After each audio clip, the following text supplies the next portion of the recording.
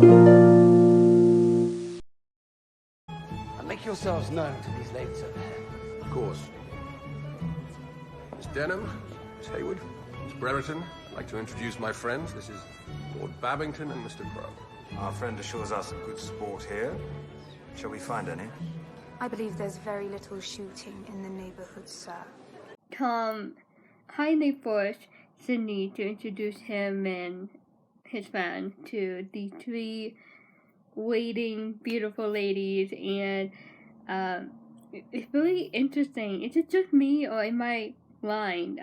Sydney greeted Charlotte, but he had his head down, he really made eye contact compared to the other two ladies when he greeted their names.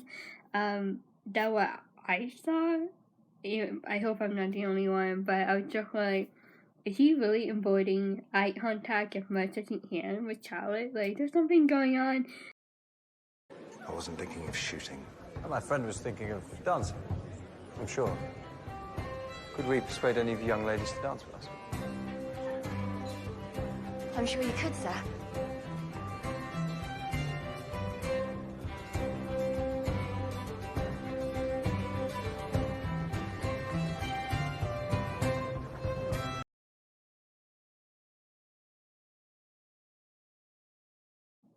These three men and three women started talking, and Charlotte's the only one that is lively and joyful, excited to be at the ball. This is her first ball, it seemed like, and she's just excited to be there. And Clara just have her own issue going on. Esther, she always looks feeling down and not in the mood for anything.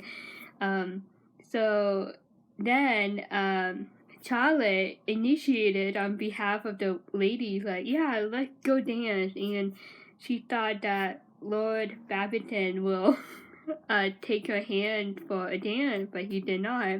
And Charlotte was disappointed, and she's okay, so no one wanted to dance with me. Clara and Esther went off first, and of course the writers decided to have Sydney and Charlotte be the last two standing.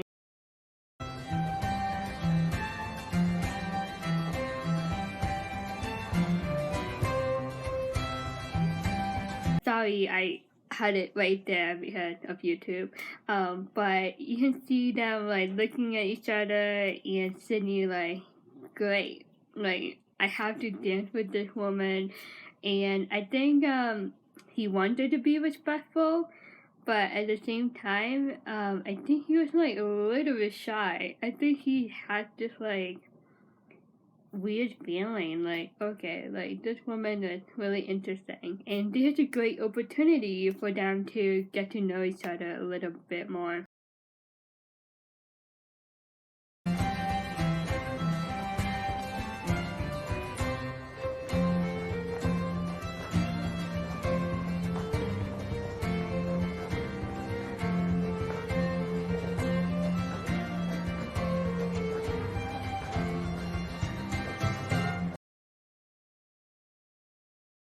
Your brother will be very pleased with you, Mr. Parker.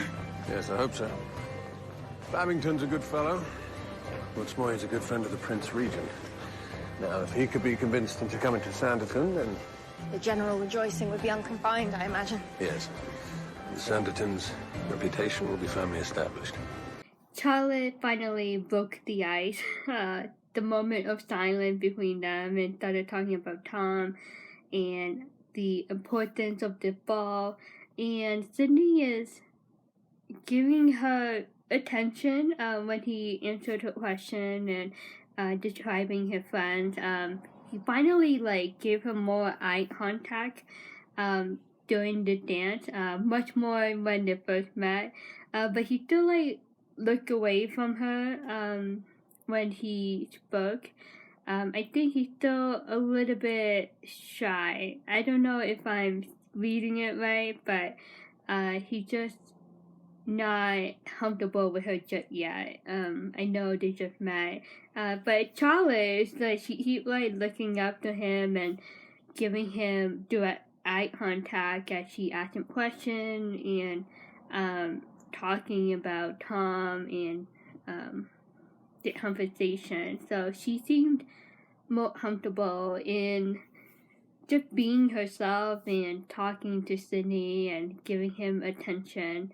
But Sydney, she's still a little bit difficult to read for Charlotte, and she's still trying to like find that shell where she can just break it open, allow Sydney to just like open up a little bit more. And I think that would be a challenge for her when it comes to her relationship with Sydney throughout season 1. But right now they just met, and the ball, everyone dresses up, right? And Charlotte looks pretty, and her first night at the ball, and it's something memorable for her. But on the other hand, Sydney, like, he used to this lifestyle, and he's just like ball dance woman. Like, it's the old same news for him. But Charlotte, it's only different this time around for Sydney, and I think he has that soft spot for Charlotte, but he just doesn't recognize it just yet. And you care about such things. For my brother's sake, I do, yes. Mrs. Griffiths, Miss Beaufort, Miss Phillida Beaufort, and Miss Lamb.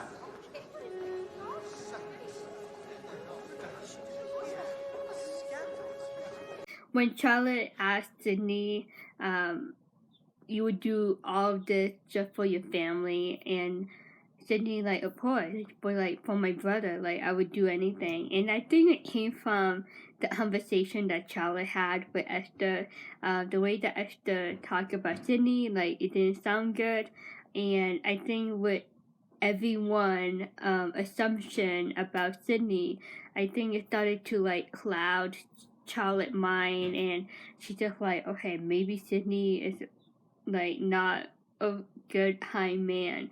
And I think Charlotte was still trying to like figure out and trying to break Sydney out of his shell and just to see the true colors of Sydney. And I think that's what she was trying to do. And Sydney like confirmed, like, of course I would do this for my family. Like, basically he is a family man. Like, he would do anything for the loved ones in his life.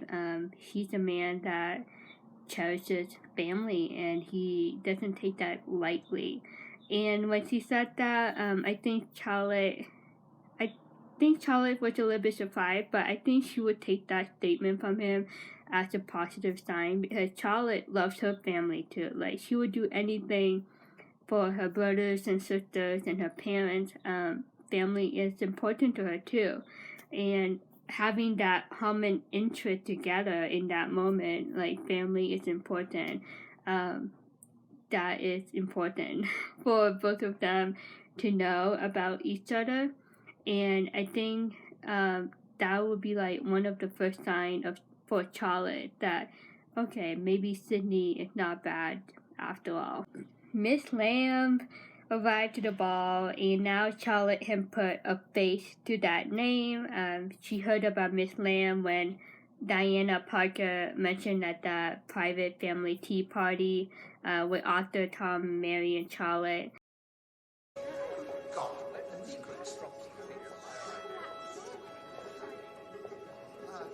Ladies, Georgiana, delighted you could join us.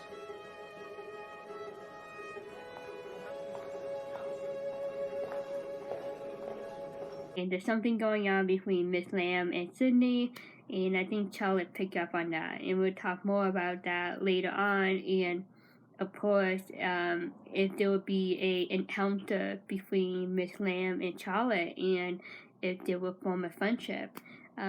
She's another great character to talk about within this show. But Sydney and Charlotte, they danced. It went well, right? They get to talk a little bit more, but nothing really personal just yet. Not something that is about Charlotte or Sydney himself. They just have the topic, this common interest about Tom and what he's doing in Sanditon, and Charlotte started off with that, and I think that's a great way to start a conversation with a new male companion, male friend, doing that dance, and so far so good with Charlotte and Sydney. I would like to say what you saw yesterday afternoon, what you thought you saw. It was none of my business. But I'm anxious that you should not get the wrong impression. Miss Brereton was distressed, and I was endeavouring to comfort her. I've no need to explain yourself to me. Edward. So Edward knew that Charlotte caught them in the woods. He was making out with Clara, and he really didn't have to talk to Charlotte about it, right? I think he made it more messier, the situation. Like, Charlotte already knew, like, you don't have to make it even worse and brag about it, and, you know, just, Charlotte doesn't want to know, like, she doesn't want to hear it, she doesn't want to see it again, like, she doesn't want to talk about it. But you promise you won't speak of it to others? Do you really think I would? No. Of course. You're altogether too good, too pure in heart to gossip.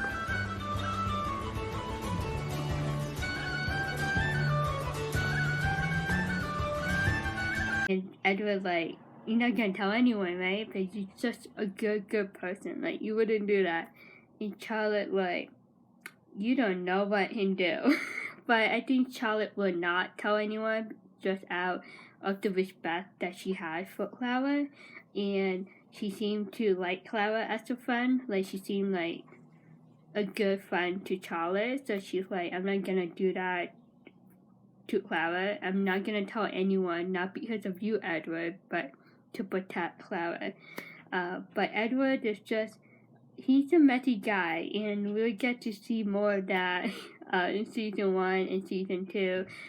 He's a very complex character, and this actor to play Edward, like, he drives me nuts, and the actor plays him so well. He is another interesting character to talk about in the show. I saw Sir Edward talking with you. Was he... Did he speak about yesterday afternoon? Yes, he did. And what did he say? He said you were distressed and he was doing his best to comfort you. This is a situation that Charlotte doesn't want to get involved with, but unfortunately she caught Clara and Edward making out, and Edward saw Charlotte, and now Clara saw Charlotte. This is not a good situation to be in, but Charlotte, as a good friend that she is, she told Clara what happened during the conversation with Edward. He was forcing his attentions on me. Oh, he is not to be trusted. And you should be on your guard against him too. I say this as your friend. He has no conscience and no sense of what is proper or decent. I believe he intends to ruin me in Lady Denham's eyes. How shocking. Clara started to, like, talk bad about Edward, like, in a good way. Like, she warned Charlotte about who Edward really is. Like, he might seem nice to you, but he's the type of guy that's gonna trap you to fall for him for the wrong reason. And Charlotte can be naive, so she's just like, okay. And then she was like, why would Edward force you to make out with him? Like, why would you, be involved with him? But why should he do that? Because she favours me, of course. He fears she will favour me over him in her will. But he sees every girl he encounters as fair game. I've heard there are men like that, too. There are. Clara has her reason, her story, trying to convince Charlotte, like, he's trying to make me bad in front of Lady Denham, so him and Esther will get the will, the inheritance from Lady Denham when she passes away. So there is a triangle conflict between Edward, Esther, and Clara in regard to Lady Denham last wishes, and Lady Denham like not ready to die. She's not quick to die. She's like, you know, I'm not letting anyone touch my money, my stuff. Like, I'm not gonna die anytime soon. So there's some drama between those three people over Lady Denham money, and Charlotte just like, this is like a rich people problem, and it's just something that Charlotte really didn't know and didn't want to know, and she doesn't want to get involved, of course. Like, she doesn't want to be in the middle of this situation, and it's really fascinating. Again, I mentioned this before, but she learned a lot about these people, right? And she met them and learned their stories and their own drama that is happening in their private lives, and people talking bad about other people, and all of them, like, you know, giving their own fair share of red flag warning signs to Charlotte, like, hey, like, you know, they might seem nice, but they have a bad apple on the other side of them, and just cannot trust them. And it's all relayed back to what Charlotte's father told her, like, be careful. Be careful of what? Everything. Oh, I beg your pardon. Not necessary. This balcony scene, keep it in the back of your mind. There's also an important scene between Charlotte and Sydney. What a timing. I mean, you know, Charlotte actually walking onto the balcony and Sydney is standing there. But I really like how Sydney looked over to her while she didn't notice, and I was like, that's the look that I've been waiting for. And he seemed to be more comfortable to like look at her, but of course when she's not looking at him, so he's still a little bit shy around her. Any for your thoughts, Miss Hayward? I was thinking how very hard it is to make people out. Did anyone particular provoke that thought? People in general. And then he confidently asked her, like, okay, what you thinking? And Charlotte just like, should I tell him or not? But poor Charlotte, very outspoken. Sometimes she doesn't think before she speaks. So sometimes it sounds good when she say it, but sometimes it can be offensive. So she's very open-minded, very outspoken. I like to amuse myself by observing and trying to make conclusions. But in a place like Sanditon, where strangers mingle freely, it's hard to form a reliable judgment. People can be so difficult to interpret. Don't you find? And what have you observed about me on our small acquaintance? Sydney, the moment he asked Charlotte about what she thinks of him, I'm like, probably not a good idea. I think that you must be the sensible brother of the three. Oh, the sensible brother. And what makes you say that? Well, I may be mistaken, but it seems to me that your younger brother Arthur is a very contrary nature, alternately over-lethargic and over-energetic. But she did say, I may be mistaken, so she didn't really mean it in a rude manner. She's just assuming from what she saw and heard and what she came up with. And Sydney did ask her. Well, your elder brother Tom could be called over-enthusiastic. I'm afraid that despite his good nature, he neglects his own happiness and his family's in his passionate devotion to Sanditon. Don't you agree? I think the way she mentioned it, it might tick off Sydney, because at the end of that clip, you see that look on Sydney's face, and she asked, you know, what do you think? Am I right? And I'm like, that look on Sydney's face doesn't look good. On my word, Miss Hayward, you are very free with your opinions. I beg your pardon, I didn't... And upon what experience of the world do you form your judgments? Where have you been? Nowhere. What have you learned? Nothing, it would seem, and yet you take it upon yourself to criticize. Sydney Parker, okay, that's like the first time we see him like fired up, and like when he's mad, like he literally like look at her like really mad, and I'm like, wow, okay. That's a tough situation because I can understand where Sydney is coming from, but again, like Charlotte warned him, like I may be mistaken, and you asked for it. So I guess it goes both ways, but the way that he handled it toward her, like the way he spoke to her, like his tone, I think that was just so wrong. Let me put it to you, Miss Hayward, which is the better way to live? To sit in your father's house with your piano and your embroidery, waiting for someone to come and take you off your parents' hands, or to expend your energy in trying to make a difference, to leave your mark, to leave the world in a better place than you found it. That is what my brother Tom is trying to do. He definitely offended her just by the tone of his voice and just being angry at her for what she just said about his family. But at the same time, he's very protective of his family, and I think that's one new thing that Charlotte learned in that moment. Like, okay, this man loves his family, and he's like a big bear. Like, he protects them at all costs, and he doesn't let anyone hurt his family in any way, shape, or form. At the expense of a great deal of effort and anxiety in a good cause for which I do my best to help and support him. And you see fit to criticize him, to amuse yourself at his expense. Beg your pardon. I've offended you.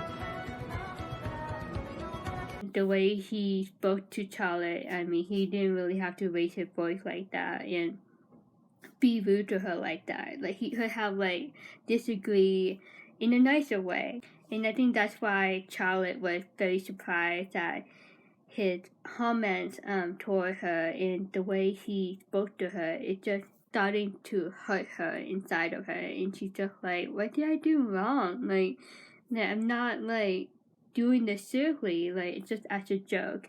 And Sydney did not take the joke very well. And also, I was thinking, like, when he commented on her about her life and how she stayed inside her father's house and wait for a man to pick her up and take her out of the house, I was wondering, like, where did he learn that, you know? I wonder if Tom or Mary told him a little bit more about who Charlotte is and where she came from, and she just made that bad, negative assumption about Charlotte. And I'm like, these two don't know each other at all, and it's just a really bad first impression for both of them, and it's not a good start. And it seems like they're getting along, but not until this scene, and you're just like, wow, like, they just clash with each other. Please forgive me. No, you haven't offended me. I'm the one at fault. I shouldn't have expected so much from a girl with so little experience and understanding. Excuse me.